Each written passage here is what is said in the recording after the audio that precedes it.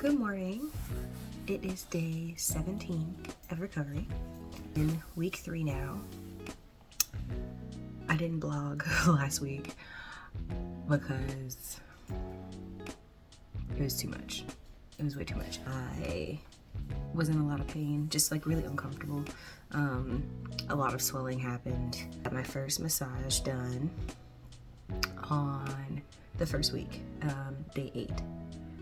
Well, technically going into week 2. So day 8, I had my first lymphatic drainage massage done. I had to wear my garments on top. I couldn't because my skin was so sensitive. I couldn't take my garments off. That helped some. And then I went out and did the most. I decided I was going to go meet my friends for lunch.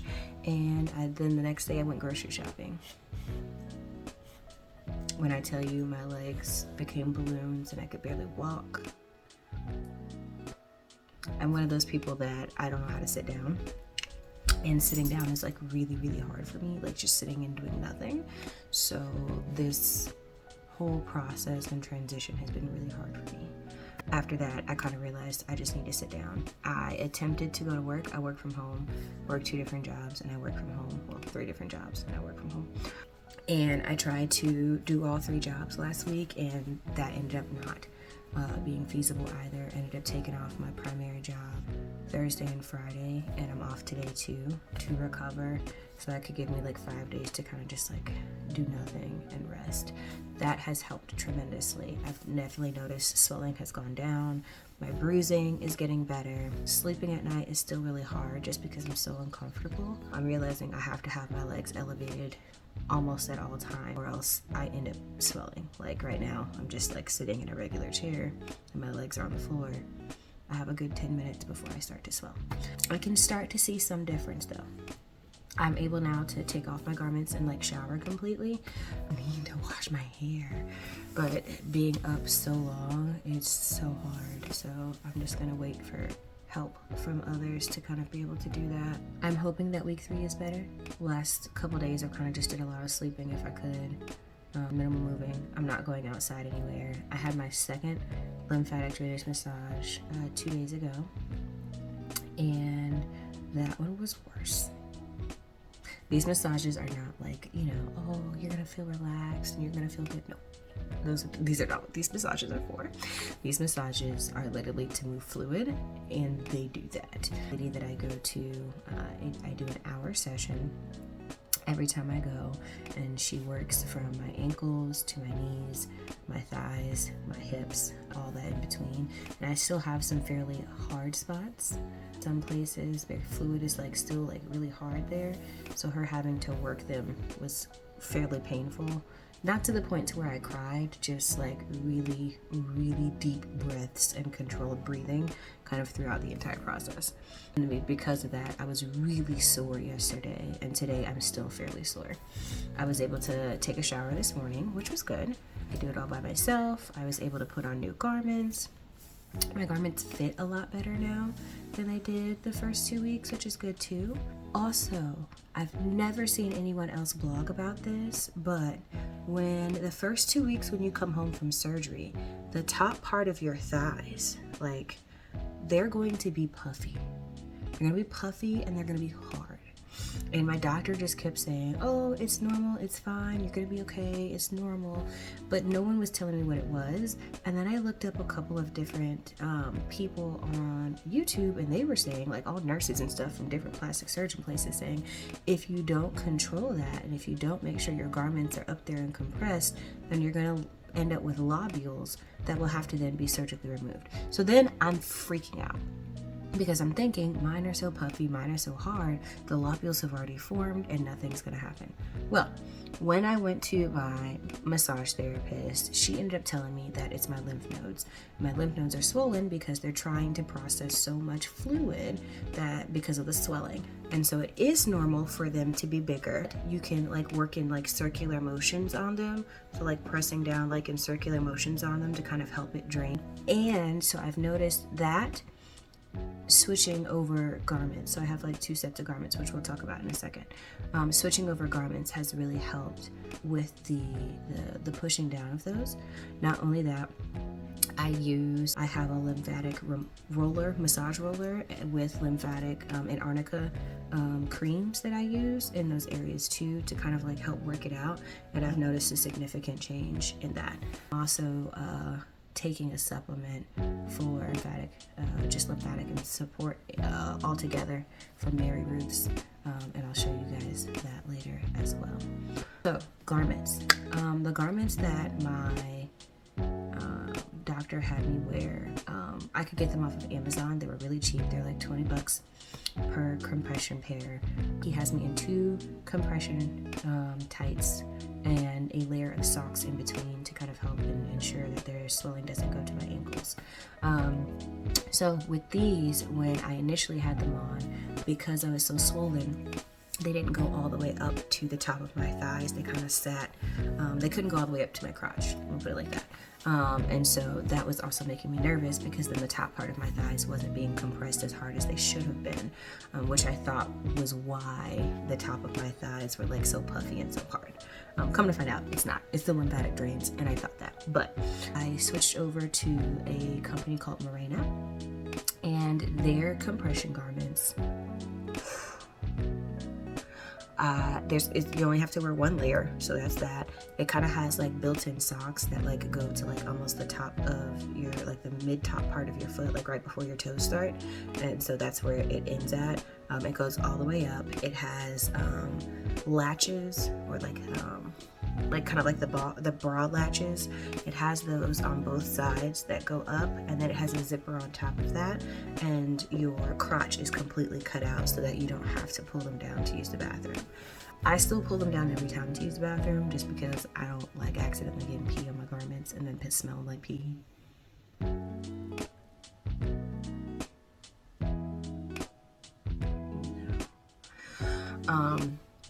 But it was those compression garments like saved me, because they went all the way up and they started really pushing on that part, so I could start seeing them. Now I'm in the beginning part of week 3, and they've gone down. They're not fully gone yet, but that's because I still have swelling, and so they're going to be a little puffy and swollen anyway, especially in the inner part of my thigh, because that's where the lymph node is, and so it's still processing a lot of fluid. So it's okay. I feel better now knowing that. I wish my doctor would have told me that ahead of time instead of just saying it was normal, because I was super freaking out and I couldn't find barely anything on it online. So I'm here to tell you guys, it is normal. Make sure that your compression garments though do go up and press that part. Make sure that they can press that part. If they don't press that part, it's probably a good idea, because what I did was I got bigger compression garments that they could literally go all up into that crease, and then so I wore those as 1 layer, and then my second layer I wore the size that I was supposed to kind of just help push, give that more compression. But since I had the layer on that was bigger underneath, they could go all the way up. So I did that first before switching over to Morena. Ones are costly. They're like $228 a pair. And that's specifically for the type of surgery I have, because I have lipedema, and I had lipedema surgery, so those were the garments specifically for lipedema. I think they're regular compression garments for just normal lipo, or like 118 or like 128 or something like that, but mine, of course, more expensive, because that's who I am. Everything is more expensive for me, so that's what we had to use. I have a fairly decent energy level. I can go up and down stairs as long as I take my time. I'm not supposed to be, but everything, my bedroom is on 1 level with my office, which is on the same level, and then my kitchen and downstairs where I have to take my dogs out is on the 2nd level, so I have to go up and down. Like, I'm the only one here during the day, so I have to go up and down. It just is what. Other than that, things are getting better. I think things are getting better. Body dysmorphia. Let's talk about that for a second. So I have body dysmorphia. I've had it for as long as I can remember. It's just, it's kind of always been, it's kind of like people's anxiety that sits in the back of their head. I don't have anxiety, I have body dysmorphia, which causes anxiety sometimes, but I don't actually have anxiety. And so that was getting to me the first 2 weeks, because I literally couldn't see any progress. And so, back in my head, it was just like, this was all for nothing. You're not going to actually lose the weight. I made the greatest mistake to step on the scale and then saw I had actually gained weight when they took out 12 liters. But again, all in my head had to rationalize, Jasmine, you're swollen, like, and you have lots of fluid in you. It's okay to not step on the scale for like the next 3 months. It's okay not to while the swelling goes down. Like, it's okay. So have I stopped doing that? Of course not. But now that I've seen swelling go down, I did step on the scale. I'm a little more happy, not fully content, but also I'm not working out right now, of course, because you can't work out. So I'm barely walking anywhere. So I'm really just trying to focus on like nutrition, making sure I get high protein meals in and things like that, because otherwise there's not really much I can do to make myself active. I'm not even supposed to lift anything over 5 pounds, so I can't really even do arm weights if I really wanted to. So yeah, I'm just chilling right now and trying to be content with that, which is really, really, really hard. So here's my update. I'll probably do an update at the end of this week. I'm hoping that over like the next 2 to 3 days, my bruising almost goes all the way away. I've heard week 4 is better. So by the end of this week, which will be technically the end of week 3 will be Friday. So I'll probably do a blog on Saturday or Sunday of next week going into week 4, just to give you guys an update and see how things are going. I'm excited to see where my progress is. I can definitely tell a difference. Like if I have to wear clothing to go outside, my clothing fits a little differently.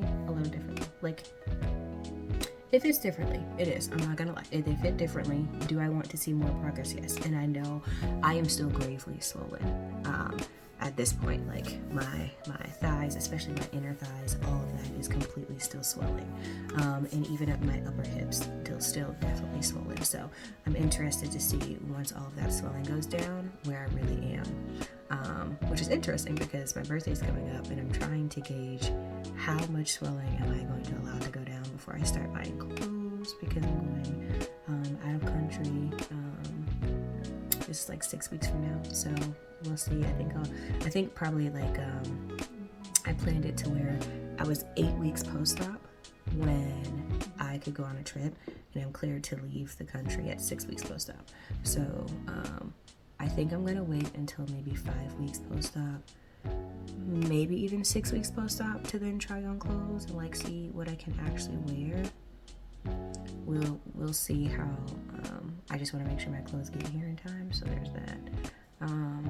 So I'll definitely do an update then, because I'm also planning to go see my doctor at 6 weeks post-op too, because I live 4 hours away.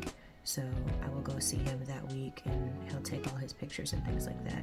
But I also have to take pictures at 4-week post-op, my 4-week post-op appointment, which is virtual. So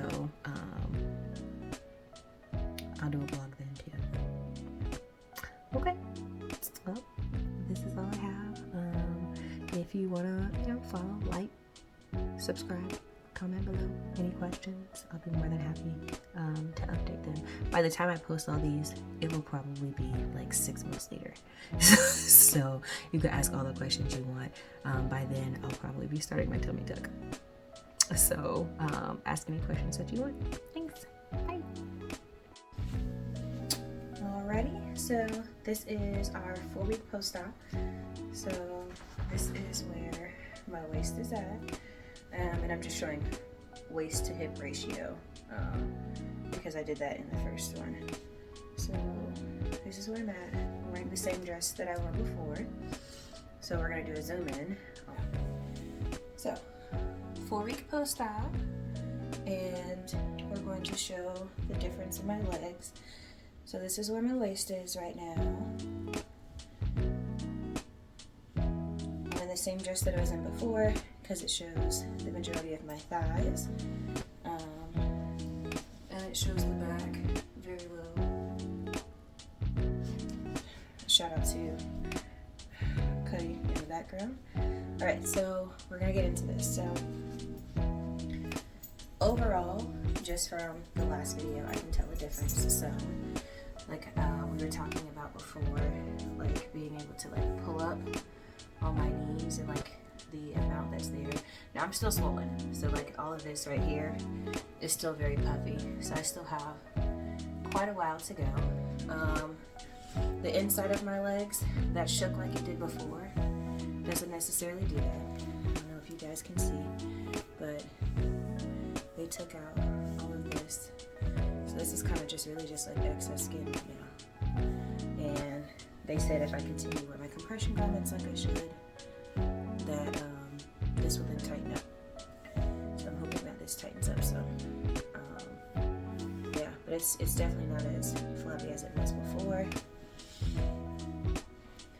So there's that. I have a little bit of dimpling right now, but I think it's also, I haven't been to the gym in a couple weeks, so there's that. I can see definition in my calf muscles. That's really great. They went in and took a little bit out of my calves too, so I can see that. Backside, I see like a big difference on the backside yet. Again, I'm still very swollen, but it's getting there.